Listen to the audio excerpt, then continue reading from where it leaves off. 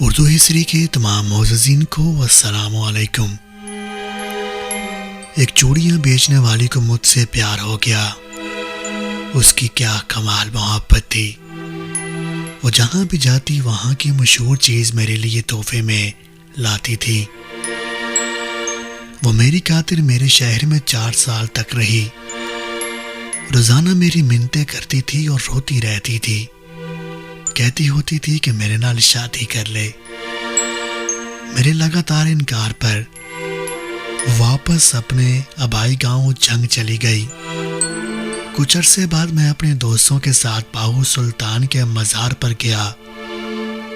میں ادھر مزار کے باہر کھڑا تھا کہ پیچھے سے کسی نے میرا بازو پکڑا۔ دیکھا تو وہی چوڑیاں بیچنے والی تھی۔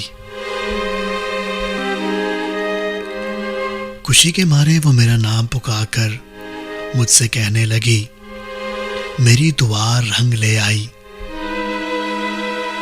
تیرا دیدار ہو گیا، ساڑی عید ہو گئی۔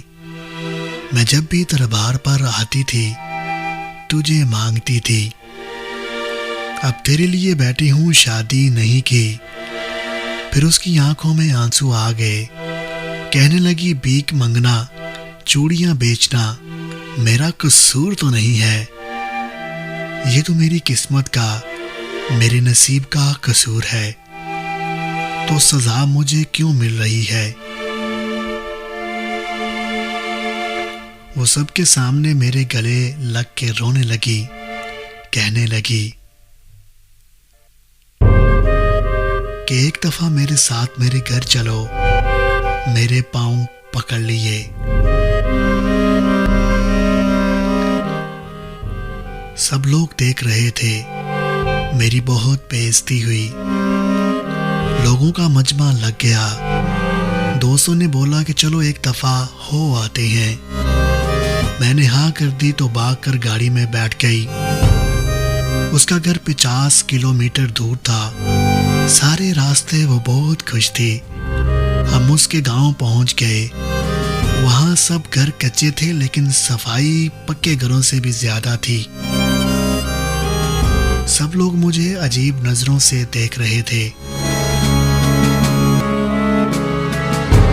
ہم ان کے گھر پہنچے تو اس کی سب سہیلیاں جمع ہو گئی۔ پھر اس نے ہمارے لیے کیا مزے کا کھانا بنایا۔ اس کے گھر والوں نے مجھے بتایا کہ یہ لڑکی تو سارا وقت تمہارے نام کی تسبیح کرتی رہتی ہے۔ اور پھر جب ہم واپس آنے لگے تو اس کی آنکھوں سے آنسو نہیں رک رہے تھے۔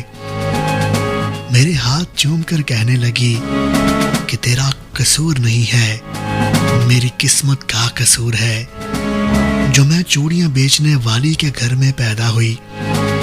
بڑی مشکل سے ہم سب نے اسے چپ کرایا اور پھر ہم واپسی کے لیے نکل آئے۔ میں کار کے شیشے میں سے دیکھ رہا تھا کہ وہ تب تک دیکھتی رہی جب تک ہماری گاڑی اس کی نظروں سے دور نہیں ہوئی۔ وہ ہماری آخری ملاقات تھی۔ پھر ایک دن میرا اس سے ملنے کو دل کیا تو میں اس کے گاؤں چلا گیا۔ اس کے گھر والوں نے بتایا کہ تمہارے جانے کے بعد وہ بہت بیمار رہنے لگی تھی، کھانا پینا ہنسنا سب چھوڑ گئی تھی، اور ایک دن اس کی موت ہو گئی۔ مجھے اس سے محبت تو نہیں تھی، پر میں آج بھی اس سے روز یاد کرتا ہوں اور ہر سال عید کے دن اس کی قبر پر جاتا ہوں۔ وہ کہتے ہیں نا کہ تیرے بعد نظر نہیں آتی مجھے کوئی منزل،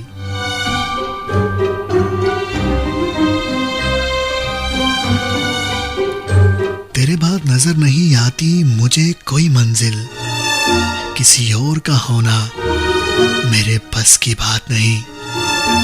انسان کا احساس اس کے جانے کے بعد ہوتا ہے۔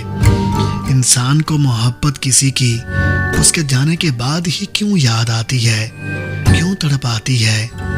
اس کو پہلے احساس کیوں نہیں ہوتا کہ کوئی کس طرح کیسے کسی کی محبت کے بغیر زندہ رہ سکتا ہے؟